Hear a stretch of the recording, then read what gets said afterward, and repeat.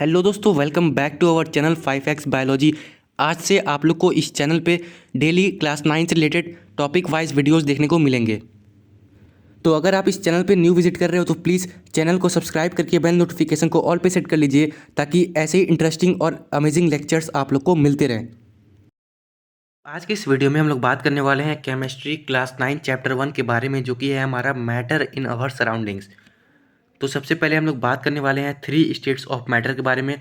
तो उससे पहले हमें समझना होगा कि मैटर होता क्या है। तो आइए मैटर के बारे में समझते हैं। सबसे पहले anything that occupies space and have a mass and is felt by senses is called matter. यानी कि कोई भी ऐसी चीज़ जिसके पास स्पेस हो और वो मास ऑक्युपाई करती हो, तो उसे हम क्या बोलते हैं? मैटर। अब अकॉर्डिंग टू इंडियन फिलोसफर, यहाँ पे आप लोग अपनी स्क्रीन पे देख सकते हो, according to Indian ancient philosopher, matter is the form of 5 basic elements. यानी कि जो मैटर है वो 5 चीज़ों से मिलकर बना हुआ है। जो सबसे पहली चीज़ है वो है एयर, दूसरी चीज़ है हमारे पास अर्थ, फायर, स्काई एंड वाटर। तो इन 5 चीज़ों से मिलके हमारे पास मैटर बना हुआ है। और आप लोग याद रखना कि ये जो डेफिनेशन है वो किसके थ्रू दी गई है? इंडियन एंशियंट फिलोसफर के थ्रू, कि जो मैटर है वो 5 चीज़ों से मिलके बना हुआ है। अब बात करते हैं मैटर की प्रॉपर्टीज़ के बारे में, पार्टिकल्स जो होते हैं मैटर के, उनके कैरेक्टरिस्टिक के बारे में। तो सबसे पहले जो मैटर के जो पार्टिकल्स होते हैं वो होते हैं टीनी पार्टिकल्स, यानी कि छोटे छोटे पार्टिकल्स मैटर के होते हैं। और उनके बीच क्या होता है? स्पेस होती है। यानी कि अगर हम बात करें तो ये हमारे पास बॉक्स है, इनके बीच में स्पेस होती है, पार्टिकल्स के बीच में स्पेस होती है। और इनके जो पार्टिकल्स होते हैं वो कंटिन्यूअस मोशन करते रहते हैं। यानी कि ये पार्टिकल्स कंटिन्यूअस मोशन करते रहते हैं। ये कभी यहाँ पे आ जाएगा और कभी इधर चला जाएगा, फ्रीली मूव करते रहते हैं जो मैटर के पार्टिकल्स होते हैं। Particles are held together by forces of attraction. और ये जो एक दूसरे पार्टिकल्स के बीच की फोर्सेज होती है, यानी कि ये जो पार्टिकल्स है इन दोनों के बीच में फोर्स ऑफ अट्रैक्शन होती है। दोनों एक फोर्स ऑफ अट्रैक्शन से बंधे हुए होते हैं। अब बेसिक क्लासिफिकेशन ऑफ टाइप्स की बात करते हैं, यानी कि जो टाइप्स होते हैं उसके क्लासिफिकेशन किस चीज़ पे हम लोग बात करते हैं स्टेट्स ऑफ मैटर की। तो बेस्ड अपॉन पार्टिकल अरेंजमेंट, तो सबसे पहले हम लोग बात करेंगे पार्टिकल के अरेंजमेंट के बारे में, और उसके जो एनर्जी है, एनर्जी ऑफ पार्टिकल के बारे में, और डिस्टेंस बिटवीन द पार्टिकल। तो इन सब चीज़ों को देखते हुए हमारे पास जो मैटर हैं वो 5 स्टेट्स में पाए जाते हैं। इन सब क्लासिफिकेशन को ध्यान में रखते हुए हमारे पास जो मैटर हैं वो 5 तरीके के होते हैं। सबसे पहला जो है वो हमारे पास होता है solid state, liquid, gas, plasma and boss Einstein condensate. तो इन्हीं सब चीज़ों के बारे में आज हम लोग इस वीडियो में बात करते हैं। चलिए बिना टाइम वेस्ट किए स्टार्ट करते हैं। सबसे पहले हम बात करने वाले हैं सॉलिड के बारे में। तो सॉलिड क्या होता है? आप लोग को भी पता होगा कि सॉलिड के भी जो पार्टिकल्स होते हैं उनके बीच में जो फोर्सेस होती है वो बहुत ही ज़्यादा स्ट्रांग होती है। यानी कि सॉलिड के जो पार्टिकल्स होते हैं उनके बीच स्ट्रांग फोर्स ऑफ अट्रैक्शन पाई जाती है।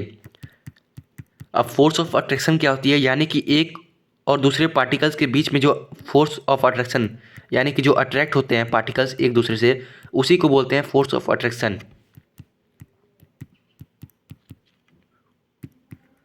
ये क्या होता है? इनकम्प्रेसिबल, यानी कि इसको हम कंप्रेस नहीं कर सकते।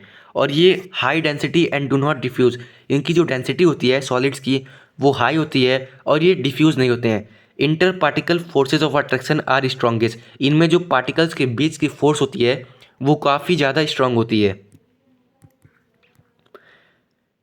अब बात की जाए लिक्विड की, तो लिक्विड का कुछ स्ट्रक्चर आप लोग इस तरीके से देख सकते हो। इसमें जो पार्टिकल्स होते हैं वो थोड़ा सा दूर होते हैं, यानी कि एज़ कम्पेयर टू सॉलिड की बात की जाए तो पार्टिकल्स जो इसमें होते हैं वो थोड़ा सा दूर होते हैं, मतलब कि डिस्टेंस पे होते हैं। Inter particles distances are longer than solid, यहाँ पे आप लोग देख सकते हो। ऑलमोस्ट इनकम्प्रेसिबल, यानी कि इसे हम लोग इनकम्प्रेस मतलब कि कंप्रेस नहीं कर सकते हैं। Density is lower than solid and can diffuse, इसकी जो डेंसिटी होती है वो सॉलिड से कम होती है और इसे हम क्या कर सकते हैं? इजिली डिफ्यूज़ कर सकते हैं। Inter particle forces of attraction are weaker than solid. अभी मैंने आपको बताया कि जो इसमें पार्टिकल्स के बीच में फोर्सेज होती है वो एज कंपेयर टू सॉलिड्स कम होती है। अब बात की जाए गैस के बारे में, तो gas neither fix shape nor fixed volume. Gas का जो पार्टिकल्स होते हैं गैस के, उसमें ना तो इसका फिक्स शेप होता है और ना इसका फिक्स्ड वॉल्यूम होता है। इनके पार्टिकल्स फ्रीली मूव कर सकते हैं क्योंकि इनमें फोर्सेस ऑफ अट्रैक्शन बहुत ज़्यादा कम होती है as compare to liquid, as compare to solid. और ये इजीली कंप्रेसिबल है, इनको हम कंप्रेस कर सकते हैं। Density is least and diffuse, ये डिफ्यूज़ भी हो सकते हैं और इसकी डेंसिटी कम होती है। Inter particle forces of attraction are weakest, यानी कि इनके जो बीच की पार्टिकल की फोर्सेज होती है वो काफ़ी ज़्यादा कम होती है। और एक और हमारे पास आता है जो कि है प्लाज्मा। प्लाज्मा की बात की जाए तो plasma is an ionize gas. Plasma is a very good conductor of electricity.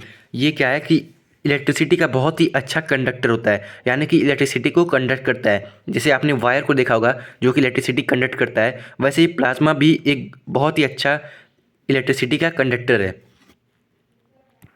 Plasma like gases have indefinite shape and indefinite volume, यानी कि जो प्लाज्मा की तरह गैसेस होती हैं उनका जो शेप होता है और वॉल्यूम होता है वो इनडिफिनिट होता है, यानी कि फिक्स्ड नहीं होता है, जैसे कि किसी भी शेप में हो सकता है। उसके बाद हम लोग बात करते हैं बोस आइंस्टाइन कंडेंसेट की,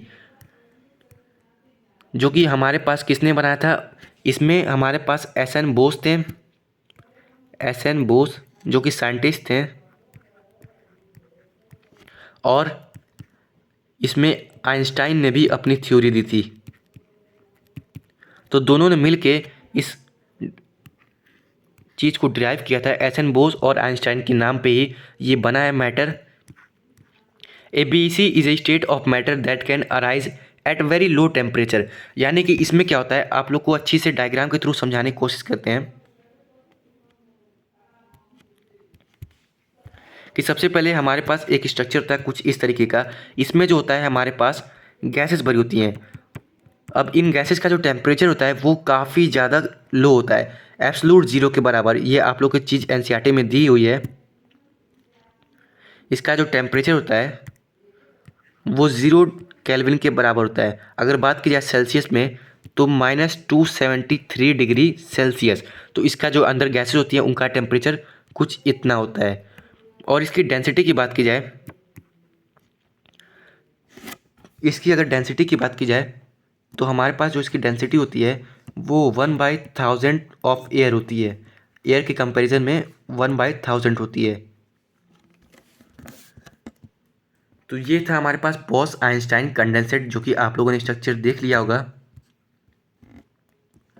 the scientist who work with the Bose Einstein condensate receive a Nobel prize for their work in 1995। जो साइंटिस्ट बॉस आइंस्टाइन कंडेंसेट पे काम कर रहे थे उनको मेडल नोबेल प्राइज़ दिया गया 1995 में। ये ईयर आप लोग को याद रखना है। The BEC is all about molecules that are really close to each other. अब ये जो BEC है इसमें उस मॉलिक्यूल्स की बात की जा रही है जो कि काफ़ी ज़्यादा एक दूसरे के क्लोज होते हैं, even closure then the atoms in a solid. जबकि जो सॉलिड्स होते हैं उनमें जो पार्टिकल्स होते हैं वो काफ़ी ज़्यादा क्लोज होते हैं, उनसे भी ज़्यादा क्लोज होते हैं इसमें पार्टिकल्स BEC में। अगर हम तीनों का एक स्ट्रक्चर बना के समझें तो ये है हमारा सॉलिड, लिक्विड,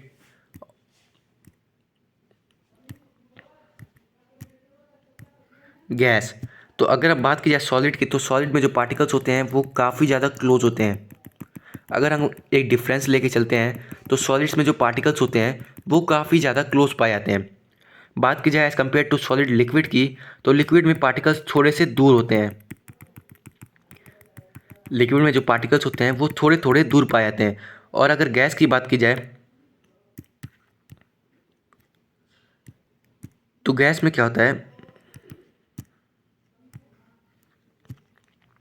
कि जो पार्टिकल्स होते हैं वो काफ़ी ज़्यादा दूर होते हैं और इजीली फ्लो कर सकते हैं। ये है हमारे पास सॉलिड, लिक्विड और गैस।